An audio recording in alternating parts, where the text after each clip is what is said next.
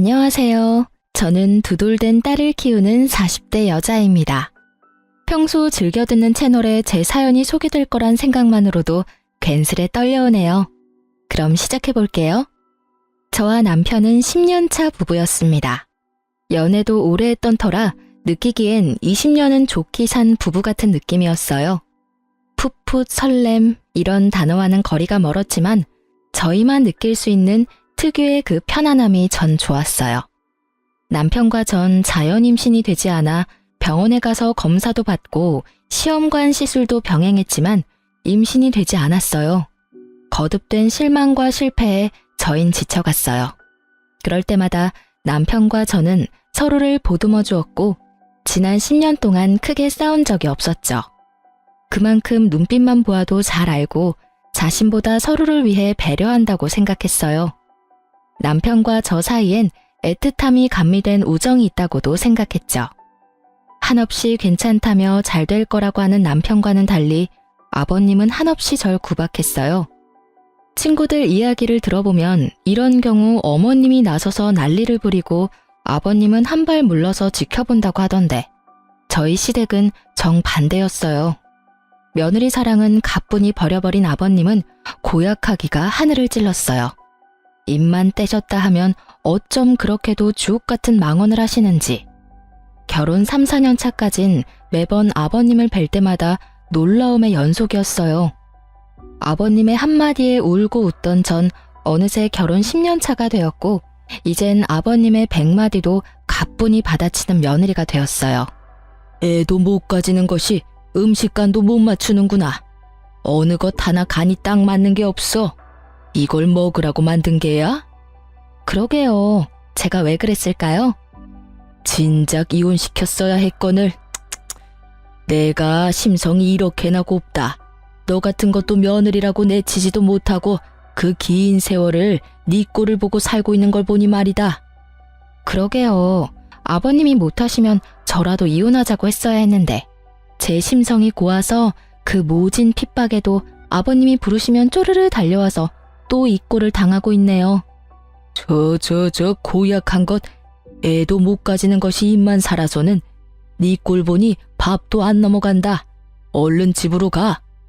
아버님, 갈 때 가더라도 제가 차린 밥은 좀 먹고 갈게요.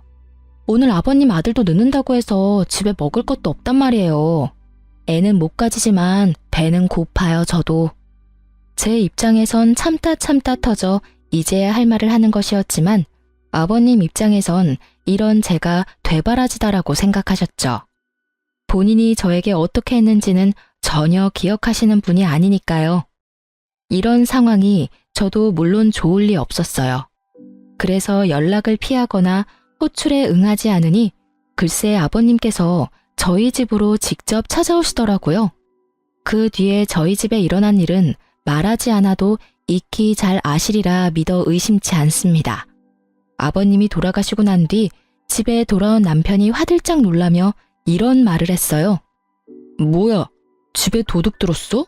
집꼴이 왜 이래? 구석구석 헤집으며 어찌나 딴지를 잘 거시는지. 그날 이후 전 아버님의 호출엔 그냥 응하는 것이 100배는 편하다는 결론에 도달하게 되었어요. 그 후 살기 위해 한마디씩 하다 보니 100마디도 받아치는 제가 되었더라고요. 제가 아버님의 말씀을 받아칠 때마다 어머님도 속이 시원하신지 표정이 꽤 밝으셨어요. 그러다 아버님이 역정을 내시며 자리를 뜨시는 날이면 저에게 엄지손가락을 치켜 세워주시곤 했죠. 이렇게 제 편을 들어주시는 어머님이 계셔 저도 참지 않고 할 말은 할 수 있게 된 것 같아요. 참 감사한 일이죠.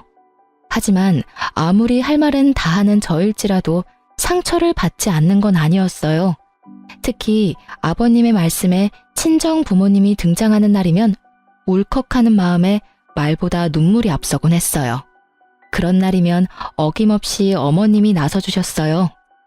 내가 이런 말까진 안 하려고 했는데 난 도대체 이해가 안 되는구나. 사돈은 어떻게 너같이 애도 못 가지는 것을 시집 보낼 생각을 했는지. 나 같으면 시집은커녕 집 밖에도 못 나가게 했을 텐데 말이다. 아휴, 적당히 좀 해요, 제발. 당신은 지겹지도 않아요? 했던 말 또 하고 또 하고. 당신 때문에 들어서려던 애도 떨어지겠어요. 애들 이대로 자식 한번 못 안게 되면 다 당신 탓인 줄 알아요. 그게 왜 내 탓이야? 딴 집 며느리는 셋씩이나 낳고도 또 임신했다고 하던데.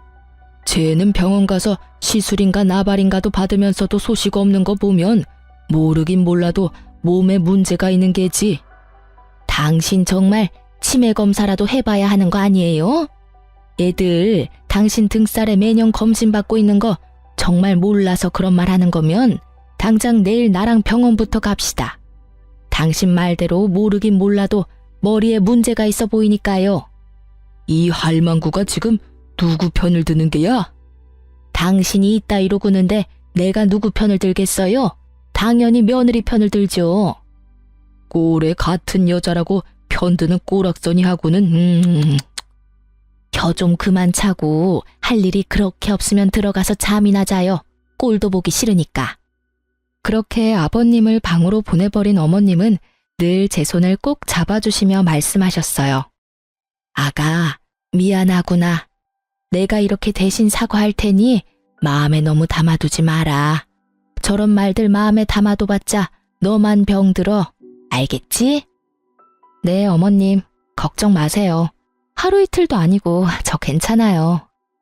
전 늘 이렇게 대답하곤 어머님을 향해 웃어 보였고요. 그러던 결혼 10주년을 며칠 남기지 않은 어느 날, 저에게 기적이 찾아왔습니다. 축하드립니다. 임신입니다. 네?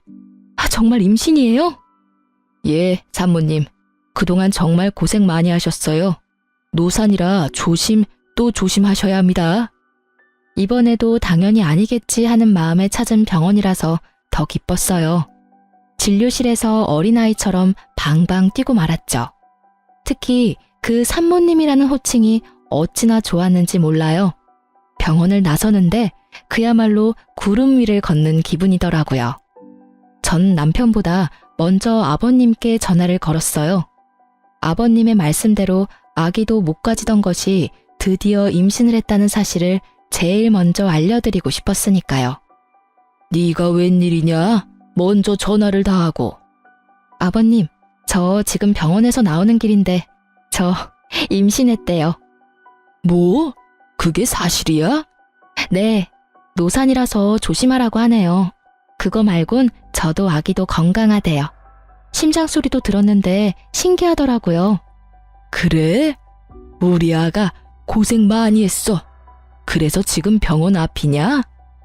아버님은 민망하지도 않으신지 임신 소식에 말투가 180도로 바뀌셨고 전 그런 아버님의 말투에 웃음이 튀어나오려는 걸 겨우 참으며 답했어요. 네, 택시 타고 가려고 기다리고 있어요. 그럼 조금만 더 기다리거라. 내가 데리러 갈 테니. 네? 아니에요. 병원 오는 날이라 아침 일찍부터 설쳤더니 피곤해서 빨리 집에 가서 눕고 싶어요, 아버님. 그러냐? 그러면 집에 가서 기다리거라. 내가 갈 테니. 혹시나 먹고 싶은 거 있으면 문자 보내놓으렴, 아가. 언제 들어봤는지 이젠 기억도 안 나는 호칭, 아가. 아버님은 저를 아가라 불러주시며 완전히 다른 사람이 되어 저를 대해주시더라고요. 달라도 너무 다른 언행에 당혹스럽기도 했지만 앞으로 펼쳐진 행복한 미래를 생각하니 꼭 나쁘지만은 않았어요. 이제 고생 끝, 행복 시작이라고 생각했던 것도 같아요. 아버님은 그날부터 임산부에게 좋다는 것은 다 사오셨고 어머님은 조금이라도 무리를 하면 안 된다며 집으로 도우미를 불러주셨어요. 그리고 남편은 그동안 고생했다며 울더라고요. 당신 그동안 고생 많았지? 미안하고 고마워. 나만 고생했나 뭘? 당신도 고생했지. 그런데 당신 울어? 눈물이 계속 나네. 어이구, 남자가 울기는. 하긴 그동안 우리 고생한 거 생각하면 남자 여자 상관없이 대성통곡을 하고도 남지 뭐. 여보, 우리 이 아기 세상 밖으로 나올 때까지 잘 지켜주자. 알겠지? 알겠어. 남편과 전 임신 전보다 애틋해졌다고 생각했어요. 그것이 제 착각이라는 걸 금방 알게 되었지만요. 어찌되었든 그때 전 행복했어요. 혹시나 하는 마음에 하루하루가 노심초사였지만 그조차도 행복하더라고요. 뱃속의 아기는 잘 자라주었고 남편이 바빠 함께 검진 간 적이 없다는 것만 빼면 남편에게 불만도 없었고 사이도 좋았어요. 무엇보다 아버님이 너무 잘해주시니 그것만으로도 너무 좋았죠.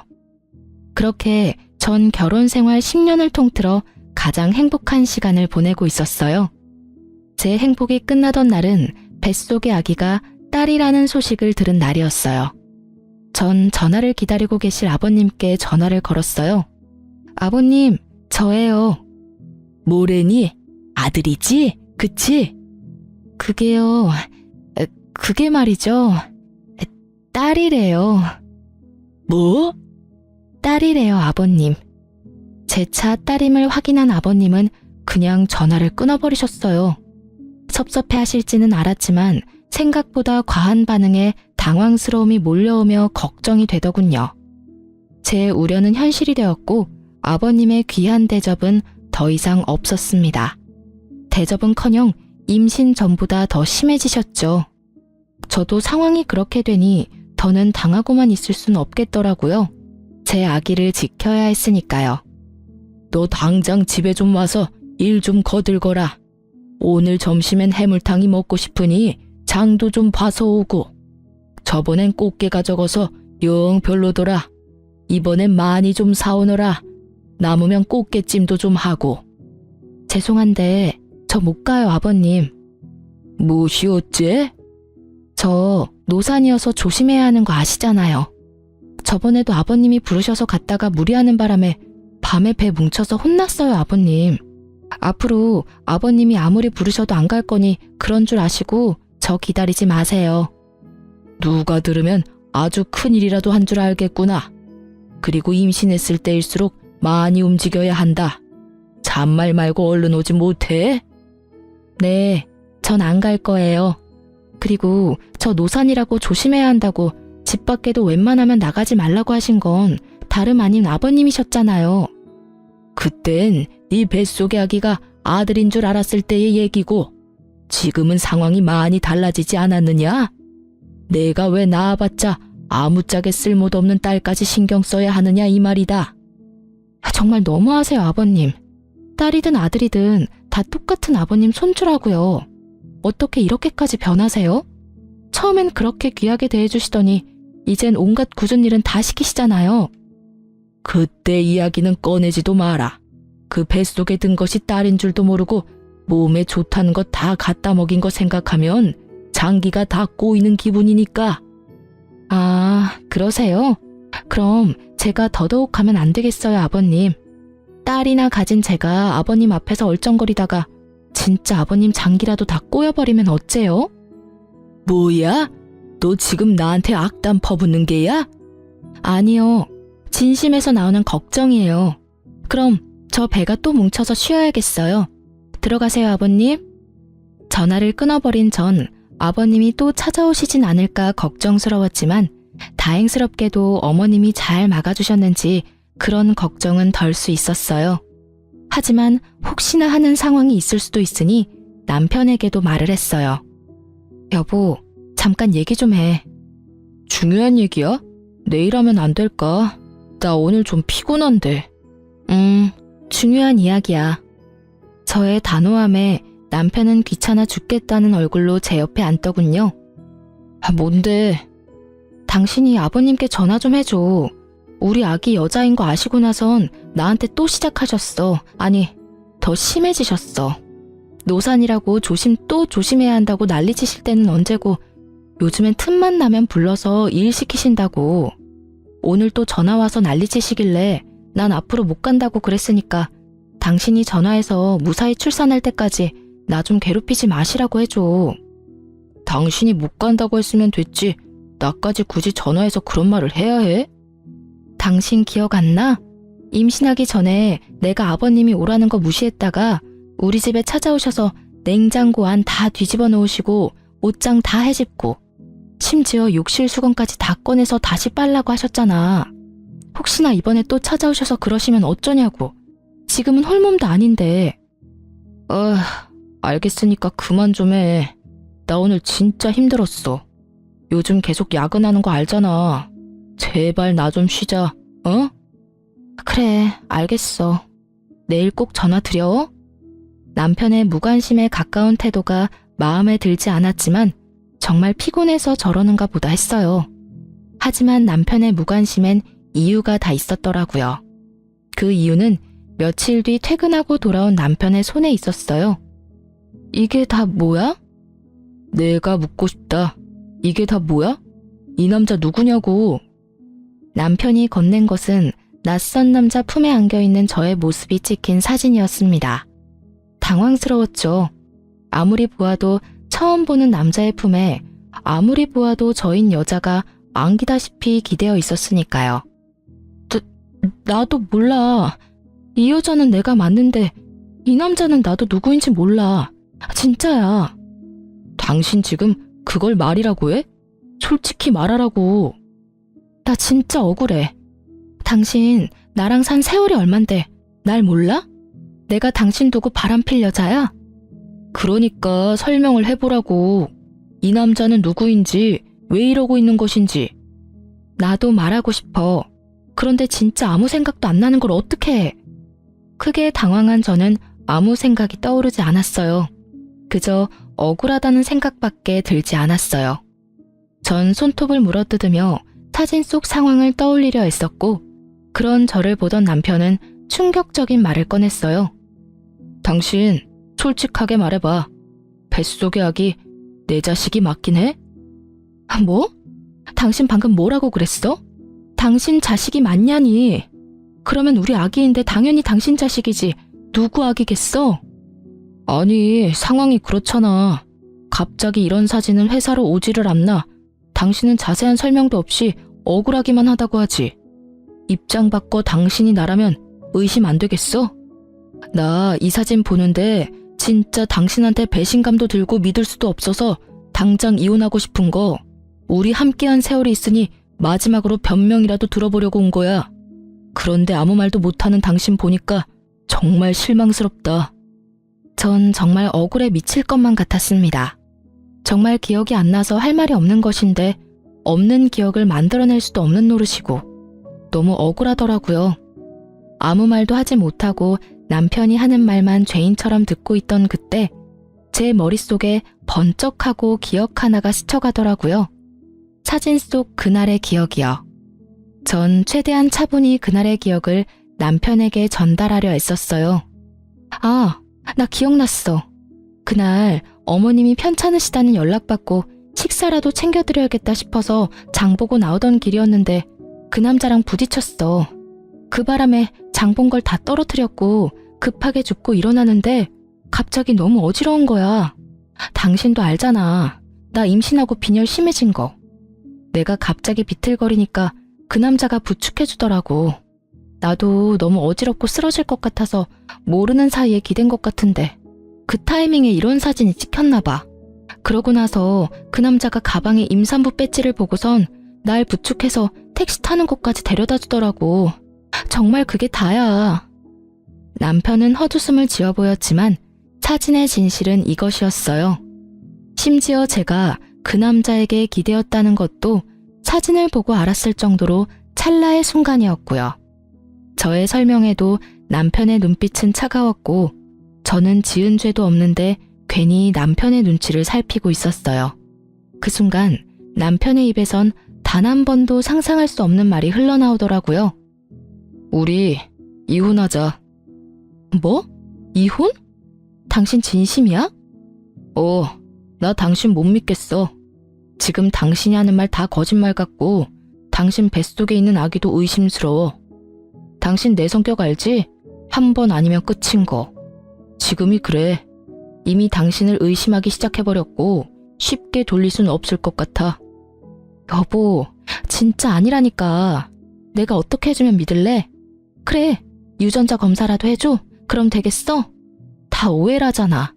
이런 일로 우리가 이혼한다니 그게 말이나 된다고 생각해? 그 뒤로도 저는 남편을 설득했지만 소용없더라고요.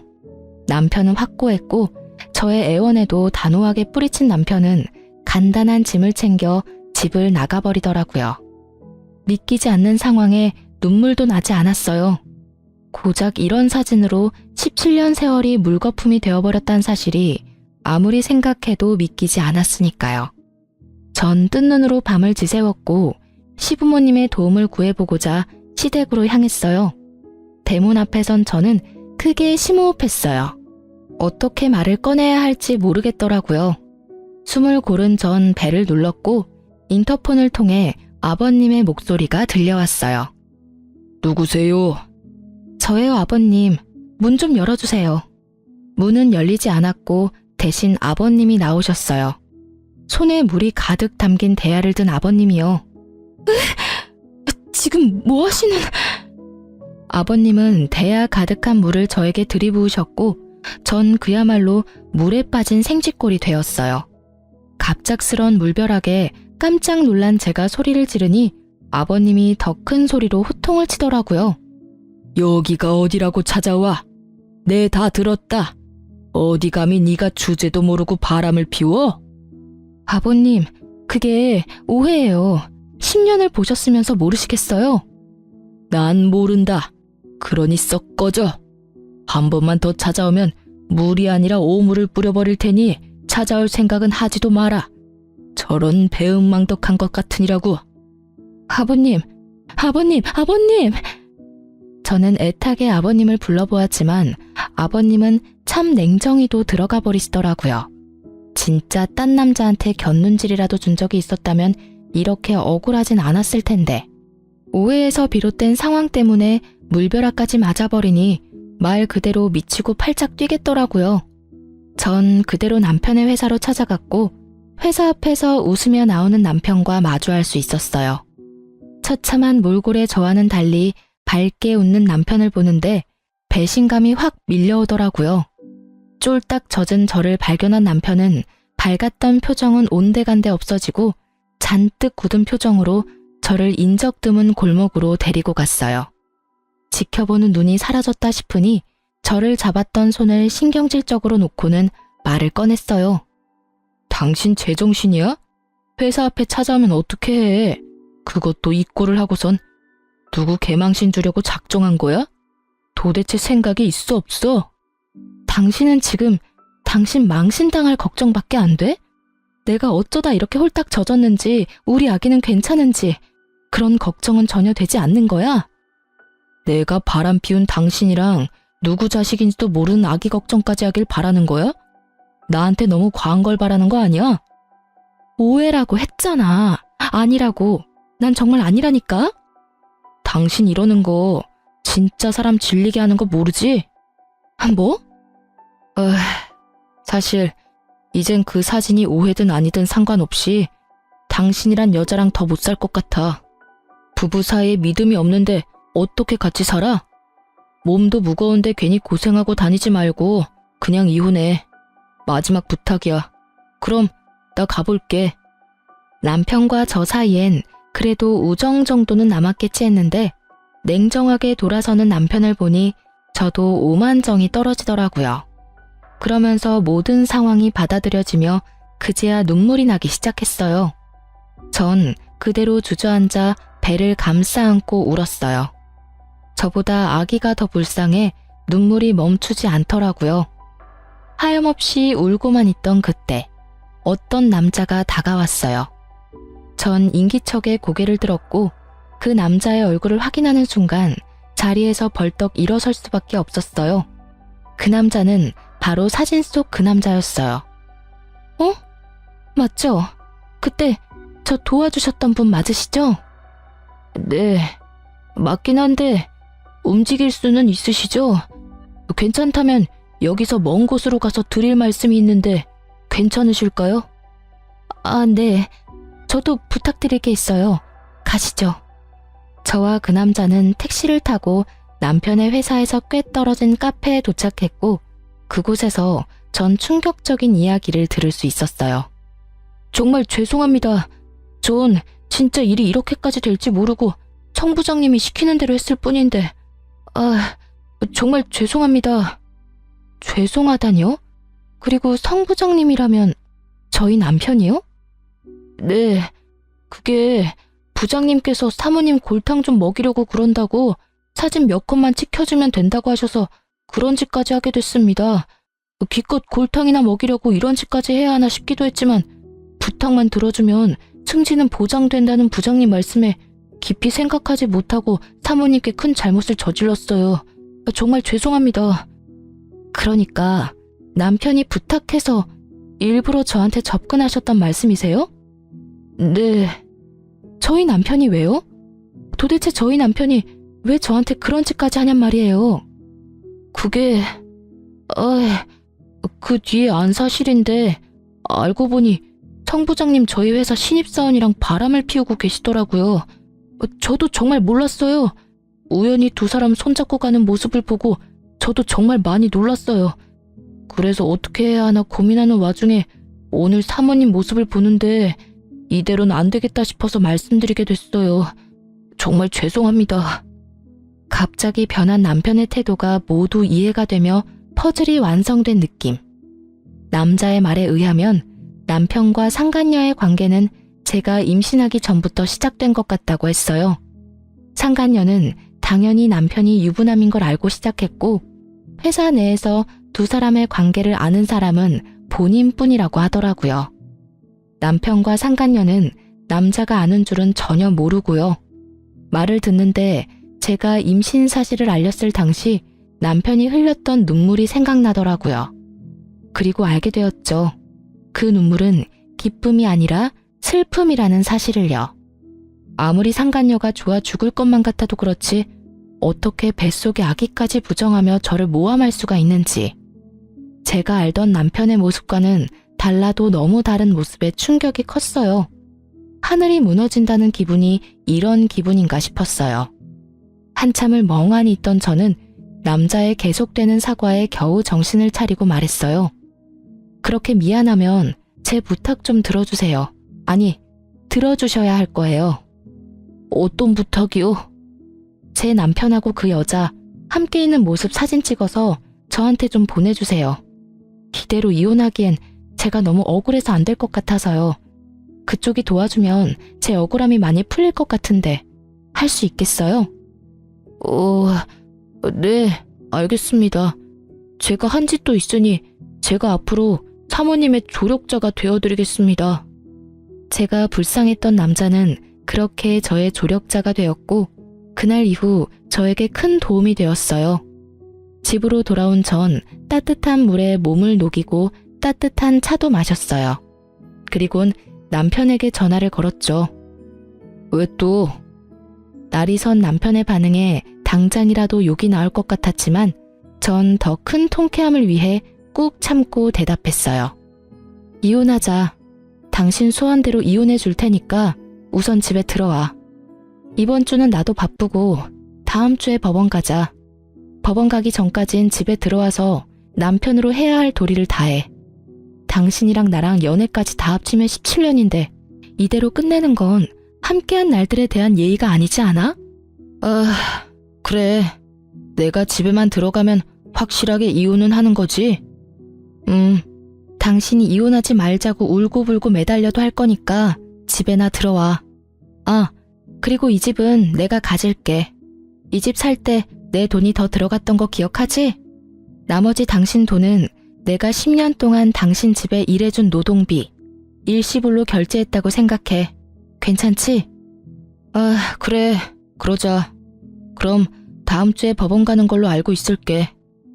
이혼이 급한 남편은 제 요구를 받아들였고 전 쉽게 집을 챙길 수 있었어요. 그날 저녁 남편은 11시가 넘어서야 집으로 돌아왔고 거실 소파에서 자더군요. 전 잠든 남편을 재차 살피곤 조용히 남편의 휴대전화를 들고 방으로 들어왔어요. 당연히 비밀번호가 설정되어 있었지만 문제가 될 것이 없었어요. 저에겐 든든한 조력자가 있었으니까요. 저의 조력자는 제가 비밀번호 때문에 고민하자 자신에게 맡겨달라 하더니 하루 종일 남편을 쫓아다닌 것인지 그날 저녁 비밀번호를 알아내 알려주더라고요. 그 덕분에 저는 남편의 비밀번호를 손쉽게 풀어 증거를 수집할 수 있었어요. 문자를 살펴보던 저는 예상치 못한 대화를 보게 됐어요. 그것은 남편과 아버님의 대화였는데 내용이 충격 그 자체였죠. 알고 보니 아버님은 남편에게 여자가 생긴 것을 진작 알고 계셨고 제가 임신을 하니 정리하라고 하셨다가 뱃속의 아기가 딸임을 아시곤 저희의 이혼을 부추기다 못해 저를 모함할 계획까지 친히 세워주셨더라고요. 대화를 나눈 시간을 보니 주로 어머님이 주무실 때였고 통화는 주로 어머님이 문화센터에 계실 시간에 한 것을 보아하니 오로지 두 사람의 계획임을 알 수 있었죠. 여자한테 미쳐서 자식을 부정하는 남편이나 손자한테 미쳐서 며느리를 함정에 빠뜨리는 아버님이나 정상이 아니기는 매한가지였죠. 어쩜 그렇게 뻔뻔할 수 있는지. 사건의 전말을 다 알게 된 저는 분노의 힘으로 차곡차곡 증거를 모았고 법원에 갈 때쯤에 증거가 차고도 넘치는 상태가 되었어요. 결전의 날이 되었고 전 남편과 함께 법원으로 들어가기 전 카페에 들러 마지막 인사를 나누기로 했죠. 나 같은 놈 있고 행복하게 잘 살아. 남편 놈은 인재야 죄책감이라도 느껴지는 것인지 눈물을 글썽이더라고요. 이젠 참을 필요가 전혀 없는 저는 이제껏 모았던 사진을 남편 놈의 얼굴에 던지며 말했어요. 눈물 떨어뜨리기 전에 이거부터 봐. 이게 뭐야? 뭐긴 뭐야. 사실 바람은 네 놈이 피고 있었다고 뒷받침해주는 증거들이지. 그게 무슨 말이야. 바람이라니. 말도 안 되는 소리 그만하고 이제 법원 가자. 이혼해야지. 얼굴에 핏기라곤 없는 남편 놈은 발뺌하기 시작했고 전 나머지 증거들도 보여주었죠. 이건 너랑 그 여자랑 나눈 대화. 이건 네 사진첩에 있던 두 사람의 다정한 모습. 이건 너랑 네 아버지가 나눈 대화. 이래도 발뺌할 거야? 이게 다 너 때문이잖아. 그러게 10년 동안 안 되던 임신이 왜 갑자기 돼서는 날 이렇게까지 하게 만들어? 그냥 임신을 이유로 이혼하게 됐으면 얼마나 좋았냐고. 왜 임신으로 내 발목을 잡냐고. 사실 진심 어린 사과를 했다면 위자료만 받고 이혼해 주려고 했어요. 17년이란 세월이 저의 마음을 약하게 만들었거든요. 하지만 끝까지 제 탓을 하는 남편을 보니 제가 약해질 필요가 없음을 깨달았죠. 무릎을 꿇고 싹싹 빌어도 모자랄 판국에 이 와중에 또 내 탓을 한다고? 이제 보니 너 아버님을 많이 닮았네. 아주 뻔뻔하기가 하늘을 찌르고도 남겠어? 내가 그간 함께한 세월을 생각해서 적당히 하고 넘어가 주려고 했는데 너 하는 꼴을 보니 적당히 해선 안 될 것 같네. 일단 위자료는 당연히 받아낼 거고 상간녀 소송도 진행할 거야. 신입사원이라고 하던데 걔는 돈 좀 있어? 없으면 당신 대신 줘도 되니까 한 푼도 빼지 말고 다 내놔야 할 거야. 상간녀 소송? 꼭 그렇게까지 해야겠어? 꼭 그렇게까지 네가 했던데? 그러게 왜 이런 상황까지 만들어. 차라리 솔직하게 말했으면 이런 상황까진 오진 않았을 텐데. 어찌되었든 네가 원하는 이혼은 해줄 테니 돈 아끼지 말고 전부 내놔. 남편 놈은 저의 뜻대로 다 해줄 수밖에 없었고 그렇게 전 성공적으로 이혼을 할 수 있게 되었어요.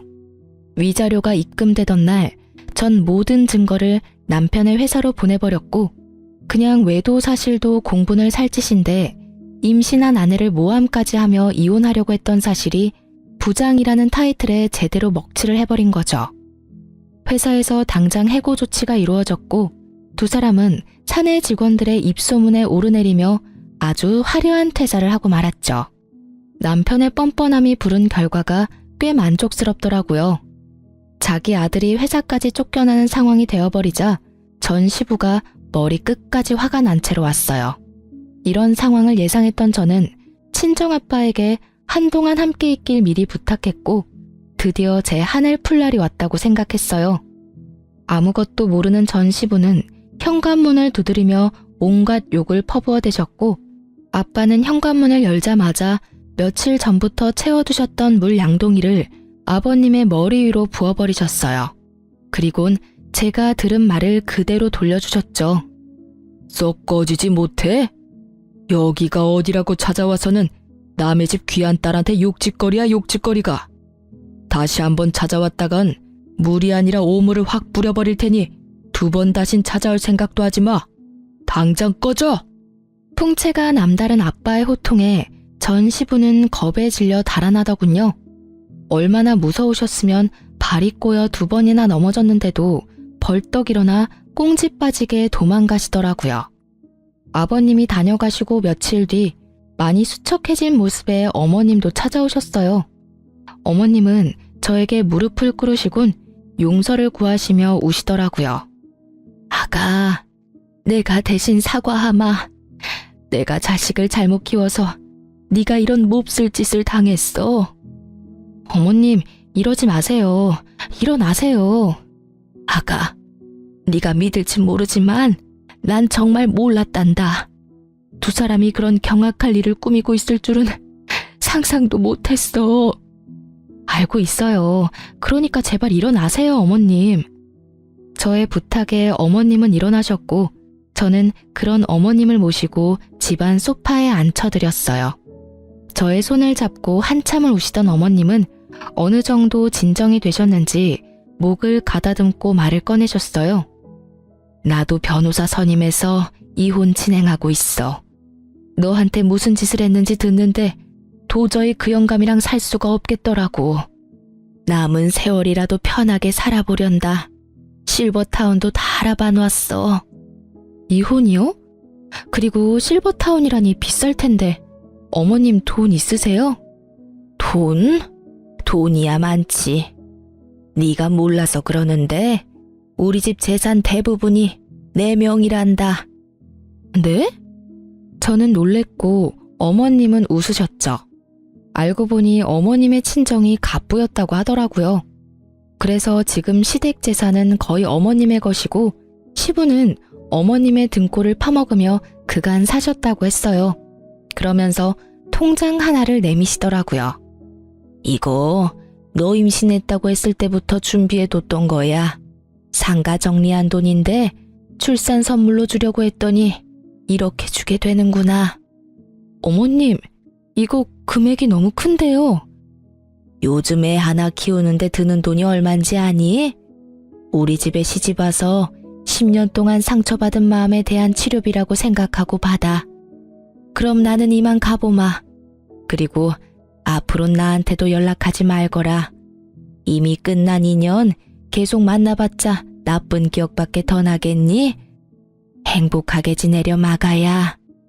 어머님은 끝까지 저의 편에 서주셨고 어머님은 제가 연락할 수 없게 번호까지 바꿔버리셨어요. 이렇게 다 끝난 것이라 생각했는데 남편과 상간녀가 차례대로 찾아왔어요.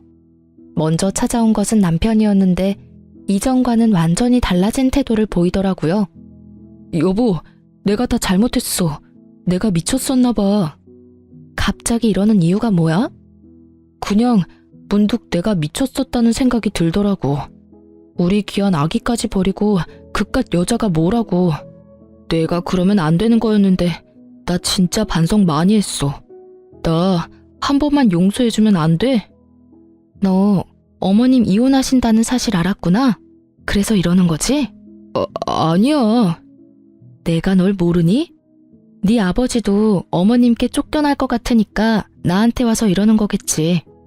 이젠 좀 솔직해지지 그래? 그게 사실은 당신 말이 맞아. 2분 이혼하셨는데 아버지는 거의 가진 것도 없이 쫓겨나셨어. 거기다 나까지 쫓아내시더라고. 그래도 자식이라곤 나 하나밖에 없는데 어떻게 이러실 수가 있어. 정말 너무하셨잖아. 그렇지 않아? 그걸 왜 나한테 와서 물어? 네가 그렇게 좋아 죽고 못 사는 여자한테 가서 묻지. 그 여자랑은 진작 헤어졌어. 상간녀 소송당하더니 애가 미쳐버리더라고. 그래서 이건 아니다 싶었는데 회사 잘리고 나선 연락도 안 돼. 뭐 어차피 헤어지고 당신한테 돌아오려고 했는데 잘 됐어. 사연을 들으며 바람 피운 남자들이 뻔뻔하게 굴 땐 저게 진짜일까? 하는 생각이 들었는데 그게 진짜이더라고요. 어쩜 이런 한심한 생각을 당연하다는 듯이 하는 것인지 한편으론 대단하다는 생각까지 들더라고요. 정신 좀 차려. 네가 다시 돌아온다고 하면 내가 두 팔 벌려 환영할 줄 알았어? 그 자신감은 도대체 어디서 나오는 거니? 뭐? 당신 나 없으면 꼼짝없이 우리 아기 혼자 키워야 하는데 자신 있어? 자신 없을 건 또 뭐야? 난 자신 있는데? 그리고 이제 와서 우리 아기? 네 자식 아니라고 할 때는 언제고 어디 뻔뻔하게 아기를 내세워. 나 진짜 침이라도 뱉고 싶은 걸 겨우겨우 참고 있거든? 그러니까 당장 좀 꺼져. 태교에 엄청나게 방해되니까. 뭐? 꺼져? 웃기지 마. 나 당신이 허락할 때까지 한 발짝도 안 뗄 거니까. 잊지 마. 여기 내 집이야. 그리고 나 지금 경찰에 신고할 거거든? 질질 끌려가도 괜찮으면 계속 있어. 난 상관없으니까. 전 남편이 보는 앞에서 112를 눌렀고 남편은 겁이 났는지 걸음아 나 살리라고 하고 도망가더라고요. 어쩜 도망치는 꼴이 전 시부와 똑같은지 피는 못 속인다라고 생각했네요. 그렇게 전 남편을 보내고 나니 그 다음엔 상간녀가 찾아왔더라고요. 사실 회사로 증거를 보낼 때 상간녀의 집과 그 부모님들이 일하는 학교로도 증거를 보냈었어요. 상간녀의 집은 교육자 집안이었는데 듣기론 이런 구설수를 제일 기피한다고 들었던 터라 고민 없이 증거를 보냈어요. 상간녀의 죗값은 그 부모가 알아서 주길 바랬으니까요. 저의 뜻대로 된 것인지 저를 찾아온 상간녀의 몰골은 엉망이었어요. 여긴 무슨 일이죠? 사모님, 제가 정말 잘못했어요. 저 부장님이랑 헤어졌어요. 그러니까 저 한 번만 용서해 주시면 안 될까요? 용서? 내 용서가 필요해서 여기까지 찾아왔니? 그게 사실은요. 계속해서 말끝을 흐리는 상간녀에게 전 단호하게 밀어붙였어요.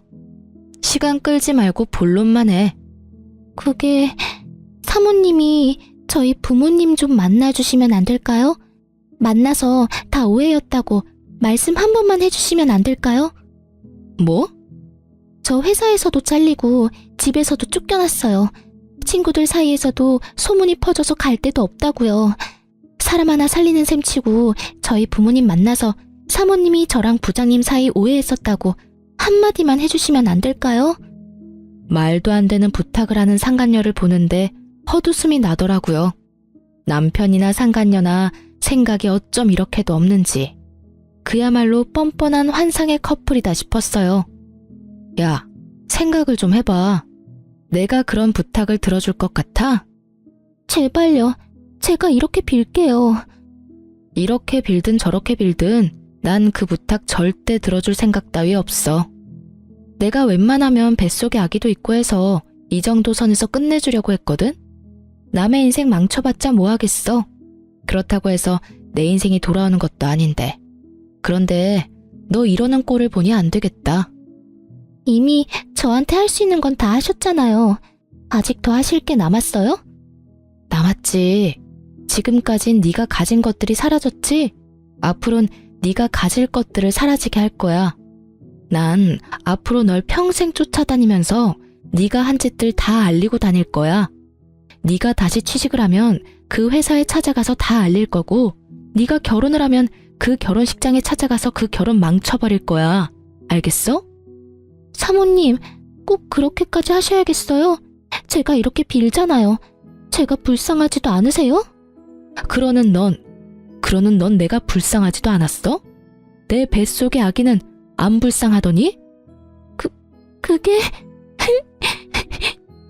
여기서 울고 있지 말고 얼른 나가. 너희 부장님한테 했던 것처럼 너도 경찰에 신고해버리기 전에 내 눈앞에서 썩 꺼져. 끝까지 몰린 상간녀는 결국 울음을 터뜨렸고 전 꼴도 보기 싫어 상간녀를 내쫓아버렸어요. 사실 상간녀에게 말한 것처럼 평생 쫓아다닐 생각은 없어요. 저런 사람에게 제 남은 평생을 바쳐 복수하고 싶은 맘도 추호도 없으니까요. 다만 제가 그렇게 말함으로써 앞으로 상간녀에게 있을 축복의 날에 단 1초라도 불행을 줄 수 있다면 그걸로 족할 것 같았어요. 이로써 저의 복수는 끝이 났어요. 조력자에게 들은 말론 전 남편은 전 재산을 모아 시부와 함께 작은 집에 새들어 살고 있다고 하더라고요. 취업 준비는커녕 전화번호도 바꾸고 자취를 감춰버린 어머님을 찾아 헤매는데 온 시간을 허비하고 있다고 하네요.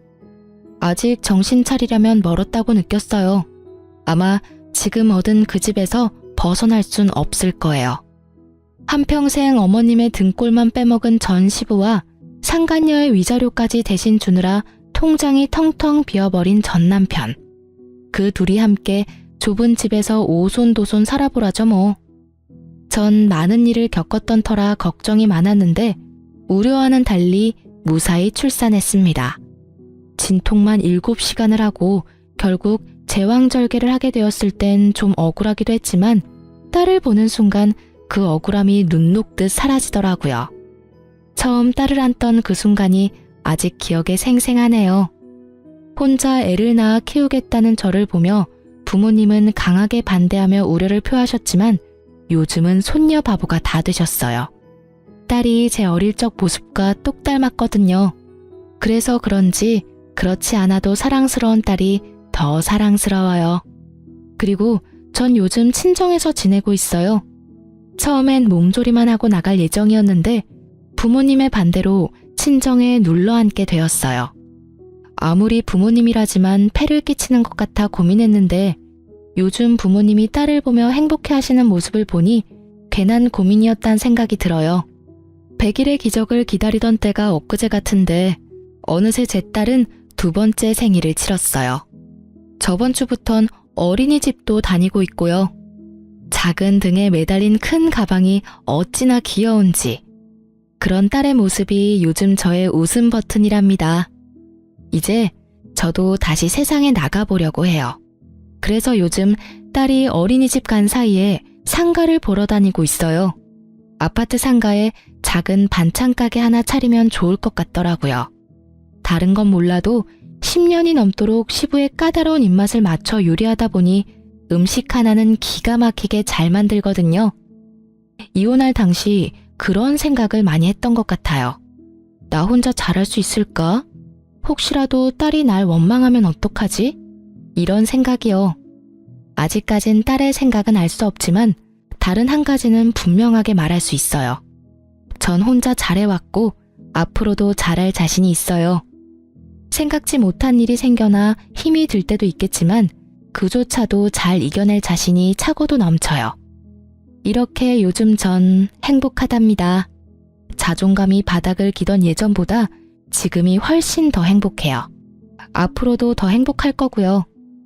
이로써 길었던 제 사연은 끝이 났네요. 저의 긴 하소연과 같은 사연 들어주셔서 감사합니다.